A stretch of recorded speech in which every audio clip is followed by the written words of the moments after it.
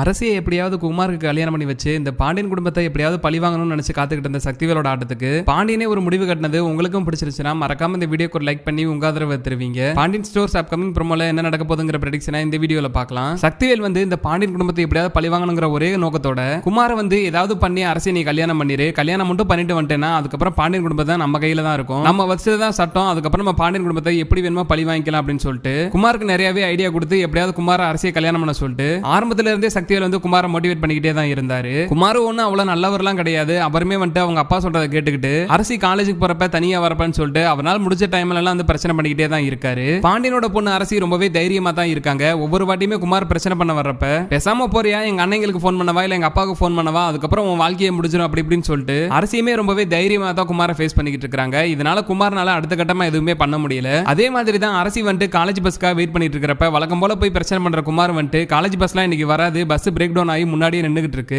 நீ என் கூட பைக்ல வா, நான் உன்னை கொண்டு போய் காலேஜ்ல டிராப் பண்றேன்னு சொல்லிட்டு எவ்வளவு தூரம் கெஞ்சி பாக்குறாரு. நீங்க யாரு என்ன கூப்பிட்டு போறதுக்கு, தயவு செய்து இங்க நிக்காதீங்க, கிளம்பி போங்க அப்படி சொல்லி அரசி எவ்வளவு தூரம் திட்டியும் பாக்குறாங்க. உடனே நல்லவே மாதிரி நடிக்கிற குமார் எனக்கு இந்த ரெண்டு குடும்பமும் சேரணுங்கிறது மட்டும்தான் ஆசையே, அதுதான் பாட்டியுமே விரும்புறாங்க. நீயே நானும் மட்டும் கல்யாணம் பண்ணிட்டோம்னா நம்ம கண்டிப்பா இந்த ரெண்டு குடும்பத்தையும் சேர்த்து வச்சலாம், நம்மளால இந்த ரெண்டு குடும்பமும் சேர்ந்தா நமக்கு சந்தோஷம் தானே அப்படின்னு சொல்லிட்டு குமார் என்னமோ ரொம்பவே அக்கறையா இருக்கிற மாதிரியும் ரொம்பவே நல்லவர் மாதிரியும் அரசி கிட்ட பேசி ஏமாத்தலாம் ட்ரை பண்ணிட்டு இருக்காரு. என்னதான் குமார் ட்ரை பண்ணாலும் அரசிக்கு குமார் பத்தியும் குமாரோட குடும்பத்தை பத்தியும் ஏற்கனவே நல்லாவே தெரிஞ்சிருக்கிறதுனால அவங்க எதையுமே நம்ப மாட்டாங்க. இப்ப இங்க இருந்து கிளம்புறியா இல்ல எங்க அப்பாக்கு போன் பண்ணட்டுமா, அப்புறம் நடக்கிறதே வேறன்னு சொல்லிட்டு அரசி பயங்கரமா மிரட்டி விட்டுறாங்க. சரி இதுக்கு மேல நம்ம நின்றனா நமக்கு தான் அவமானம், பிரச்சனை பெருசாயிருன்னு சொல்லி பயந்துகிட்டு வேற வழியே இல்லாம குமார் சோகமா அங்க இருந்து கிளம்பி போறாரு. கூட இருக்கிற அரசியோட ஃப்ரெண்ட்ஸும் குமார் நல்லா தானே இருக்கான், வசதியான பையன் வேற, பேசாம அவனே நீ கல்யாணம் பண்ணிக்கலாம்னு சொல்லிட்டு அரசியோட ஃப்ரெண்ட்ஸுமே குமார் நல்லவேங்கிற மாதிரி தான் சொல்லிக்கிட்டு இருக்காங்க. ஆனா இத்தனை வருஷமா குமார் வீட்டுக்கு எதிர்த்தாப்படி இருக்கிறதால அரசிக்கு குமார் குடும்பத்தை பத்தியும் குமார் பத்தியும் நல்லாவே தெரிஞ்சிருக்கிறதுனால என்னதான் அவங்க ஃப்ரெண்ட்ஸ் சொன்னாலுமே அரசி அதெல்லாம் எதையுமே கேட்டுக்க மாட்டாங்க. உங்களுக்கு அவனை பத்தி எதுவுமே தெரியாது, அழகா இருக்கிறான் வசதியா இருக்கிறாங்கிற ஒரே காரணத்துக்காக அவனை நான் கல்யாணம் பண்ணிக்க முடியுமா, தேவையில்லாம பேசிக்கிட்டு இருக்காதீங்கன்னு சொல்லிட்டு அரசி அவங்க ஃப்ரெண்ட்ஸே திட்டிட்டு அமைதியா வெயிட் பண்ணிக்கிட்டு இருக்காங்க. இன்னொரு பக்கம் என்னடா அது இவ்வளவு நாள் ஆயுமே அரசி கிட்ட நம்மளால பேசவே முடியல, நம்ம பேசணும்னா பேச்சு கூட கொடுக்க மாட்டேங்குது, அப்பா சொன்ன மாதிரி இந்த விஷயம் ரொம்பவே ஈஸியா இருக்காது போலயே, நம்ம எப்படிதான் கல்யாணம் பண்றதுன்னு தெரியாம குமார் குழம்பி போய் நின்றுட்டு இருக்காரு. வீட்டுக்கு போற குமார் ரொம்பவே சோகமா உட்காந்துருக்கிறத பார்த்ததுமே சக்திவேல் என்னாச்சு ஏதாச்சும் சொல்லி கேட்கிறாரு. அப்பதான் குமார் நீங்க சொன்னதை கேட்டுட்டு நானும் நிறைய வாட்டி அரசிக்கிட்ட பேசலாம்னு சொல்லி ட்ரை பண்ணி பார்த்துட்டேன், ஆனா எதுவுமே வேலைக்கு ஆகல, நான் எப்பெல்லாம் அரசிக்கிட்ட பேசலாம் போறனோ அப்பெல்லாம் ஏதாவது ஒரு பிரச்சனை வந்துருது, அப்படியே இல்லைனாலுமே இந்த அரசியை ஏதாவது பிரச்சனை பண்ணிருது, அந்த பிள்ளை அமைதியான டைப் நினைச்சேன், ஆனா அது என்னையே எடுத்து கேள்வி கேட்க ஆரம்பிக்குது, என்னையவே மிரட்டுது, இங்க இருந்து கிளம்புறியா இல்ல எங்க அப்பாக்கும் அண்ணங்களுக்கு போன் மட்டுமான்னு சொல்லி என்னையவே மிரட்டுது, அதனால ஒவ்வொரு வாட்டியுமே போய் நான் ஏமாந்துட்டு தான் வரேன், எனக்கு என்ன பண்றதுனே தெரியலப்பா, என்னால கண்டிப்பா அரசியை கல்யாணம் பண்ண முடியாது, நீங்க போட்டு கொடுத்த திட்டம் எல்லாமே வேஸ்ட் ஆக போகுது அப்படின்னு சொல்லிட்டு குமார் ரொம்பவே சோகமா பேசிட்டு இருக்காரு. இதை கேட்டதுமே சக்திவேல் குமார் கிட்ட சரி உன்னால முடிஞ்ச அளவுக்கு நீ முயற்சி பண்ணிட்டா, இதுக்கப்புறம் அந்த பிரச்சனையை என்கிட்ட விட நான் பாத்துக்கிறேன், இதுக்கப்புறம் என்ன பண்ணுங்கிறது எனக்கு தெரியும் அப்படி சொல்லி சக்திவேல் யோசிச்சுட்டு இருக்காரு. என்னப்பா பண்ண போறீங்கன்னு சொல்லி குமார் கேட்கறப்பதான் சக்திவேல் குமார் கிட்ட இதுக்கப்புறம் இந்த விஷயத்தை நான் அண்ணன் கிட்ட போட்டு வைக்கிறேன், அண்ணன் கிட்ட பேசி எப்படியாவது மனசு மாத்தி பாண்டியனோட பொண்ணு அரசியை பொண்ணு கேட்டு போலாம், குமாருக்கும் ரொம்ப நாளா கல்யாணம் ஆகாம இருக்குது, அதுக்கு காரணமும் இந்த பாண்டியன் குடும்பம் தான், இதுக்கு மேல எவ்வளவு நாள் ஆனாலுமே சரி குமாருக்கு யாருமே இந்த ஊருக்குள்ள பொண்ணும் கொடுக்க மாட்டாங்க,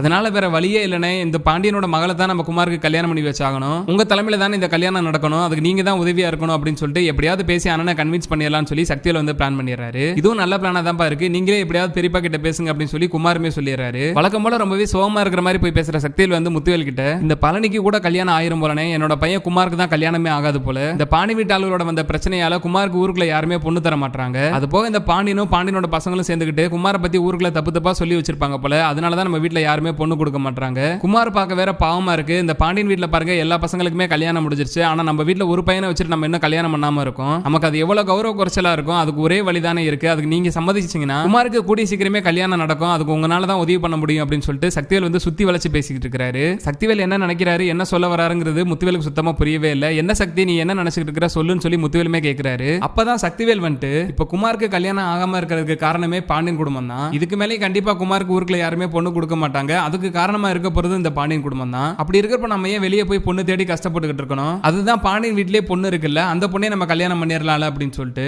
பாண்டியனோட பொண்ணு அரசியை எப்படியாவது குமாருக்கு கல்யாணம் பண்ணி வைக்கணுங்கிற நோக்கத்தை சக்திவேல் முத்துவேல் கிட்ட சொல்லிடுறாரு. என்ன சக்தி பேசிக்கிட்டு இருக்கிற, அவன் நம்மளோட விரோதி குடும்பம், அவன் வீட்டுல போய் பொண்ணு கேட்கறதா, இதெல்லாம் நடக்காத காரிய சக்தி அப்படி சொல்லி முத்துவேல் சொல்றப்பதான் நானும் ஒண்ணு பாசத்திலேயோ அக்கறையிலேயோ போய் பாண்டியனோட மகள் எல்லாம் கேட்க சொல்லனே, குமாருக்கு கண்டிப்பா இந்த பாண்டியன் குடும்பத்தினால ஊருக்குள்ள யாருமே பொண்ணு தர மாட்டாங்க, அதனால பாண்டியனோட பொண்ணை மட்டும் தான் கட்டி ஆகணும், அது போக இந்த பாண்டியனோட குடும்பத்தை பழிவாங்கறதுக்கு இதை விட்டா வேற வாய்ப்பே நமக்கு கிடையாது, எப்படியாவது நல்லவங்க மாதிரி பேசி இந்த பாண்டியனை ஏமாத்தி அரசியை மட்டும் குமாருக்கு கல்யாணம் பண்ணி வச்சோம்னா அதுக்கப்புறம் அந்த பாண்டியன் குடும்பத்தோட ஒட்டுமொத்த கண்ட்ரோலுமே நம்ம கைக்கு வந்துரும், நம்ம சொல்றதை அவங்க கேட்டு தான் ஆகணும், அதுக்கப்புறம் நம்ம நம்ம அரசியை பண்ற கொடுமையில அவங்களே நம்ம பேச்சை கேட்க ஆரம்பிச்சிருவாங்க. அதுக்காக தானே சொல்றேன் நம்ம போய் அரசியை கேட்டு பார்ப்போம் வாங்கனே அப்படின்னு சொல்லிட்டு சக்திவேல் வந்து முத்துவேலை கூப்பிட்டு இருக்காரு. வழக்கம் போல முத்துவேலுமே வந்து சக்திவேல் சொல்ற பேச்சை கேட்டுக்கிட்டு வீட்டுல இருக்க எல்லாருமே கிளம்ப சொல்லிட்டு பாண்டியன் வீட்டுக்கு பொண்ணு கேட்க போனுங்கிற விஷயத்தை வீட்டுல சொல்லிடுறாரு. இதை கேட்டதுமே பாட்டி வந்து என்ன நடந்தாலுமே சரி நான் கண்டிப்பா இதுக்கெல்லாம் வரமாட்டேன். குமாரோட குணத்தை தெரிஞ்சுக்கிட்டு பாண்டியனோட மக தங்கமான பிள்ளை அந்த பிள்ளைய போய் கேட்கறதுக்கு கண்டிப்பா நான் வரமாட்டேன். அந்த பிள்ளையோட வாழ்க்கையை நானே வீணடிக்க மாட்டேன் அப்படின்னு சொல்லிட்டு பாட்டி வரமாட்டேன்னு சொல்லிடுறாங்க.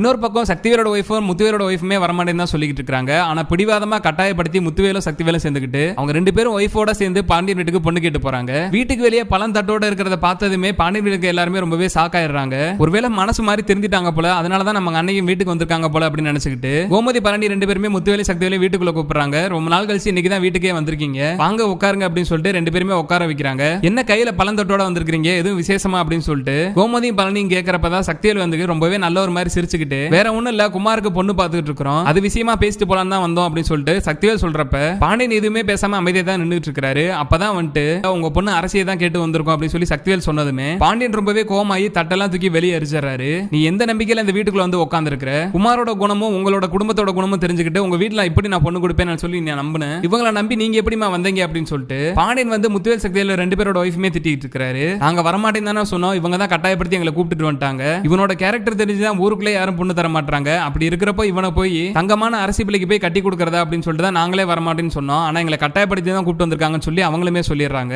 உங்க வீட்டு ஆளுகளே உங்களை நம்ப மாட்டாங்க, அப்படி இருக்கிறப்ப நான் நம்புவேன்னு சொல்லி எப்படி நீ நினைச்ச, ஒழுங்கா வந்த வழியை பார்த்துட்டு அப்படியே திரும்ப போயிரு, தேவையில்லாம அவமானப்பட்டு போயிடாது அப்படின்னு சொல்லி பாண்டியன் வந்து சக்திவேல பயங்கரமா திட்டிடுறாரு. இன்னொரு பக்கம் ரொம்பவே ஈஸியா ஏமாத்தலாம் நினைச்சு நம்பி வந்த முத்துவேலுக்கு ரொம்பவே அவமானமாயிருது. பாண்டியன் வந்து வீட்டுல இருக்க எல்லாரும் முன்னாடியுமே முத்துவேல் சக்திவேல் ரெண்டு பேருமே அவமானப்படுத்திடுறாரு. பழத்தட்டெல்லாம் தூக்கி வெளியே வீசவும் ஊர்க்காரங்களுமே வீட்டுக்கு வெளியே வந்து நின்னுறாங்க. இப்படி ஊர்க்காரங்க முன்னாடியும் பாண்டியன் வீட்டு ஆளுங்க முன்னாடியும் ரொம்பவே அவமானப்பட்டு முத்துவேல் சக்திவேலும் பாண்டியன் வீட்டை விட்டு வெளியே வராங்க. வீட்டுக்கு வெளியே வர பாண்டியன் வந்து ரொம்பவே கோவமா, இப்போ கூட உங்களோட என்ன என்னங்கிறது எனக்கு தெரியும், அரசியை நீங்க கல்யாணம் பண்ணிட்டு போய் நல்லா வச்சு வாழணுங்கிறதுக்காக எல்லாம் பொண்ணு கேட்டு வரல, அரசியை எப்படியா கல்யாணம் பண்ணிட்டு போயிட்டு எங்க குடும்பத்தை பழி வாங்கணுங்கிறதுக்காக மட்டும் தான் இதெல்லாம் பண்ணிட்டு இருக்கீங்க, நீங்க நினைக்கிறது ஒரு காரணமும் நடக்காது அப்படின்னு சொல்லிட்டு பாண்டியன் வந்து பயங்கரமா சத்தம் போட்டு அனுப்பிச்சிடுறாரு. எல்லாரும் முன்னாடி அவமானப்படுற முத்துவேல் சக்திவேலும் ரொம்பவே கோவமா கிளம்பி வீட்டுக்கு வந்துடுறாங்க. கூடிய சீக்கிரமே இது மாதிரி நடந்து ஊர்க்காரங்க முன்னாடியும் பாண்டியன் குடும்பத்துக்கு முன்னாடியும் இந்த முத்துவேல் சக்திவேல் சேர்ந்து அவமானப்பட்டாதான் அந்த குமாரை வச்சு அடுத்த கட்டமா சக்திவேல் எதுவுமே திட்டம் போட மாட்டாருன்னு நீங்களும் நினைச்சீங்கன்னா மறக்காம இந்த வீடியோக்கு ஒரு லைக் பண்ணி உங்க ஆதரவை தெரிவிங்க.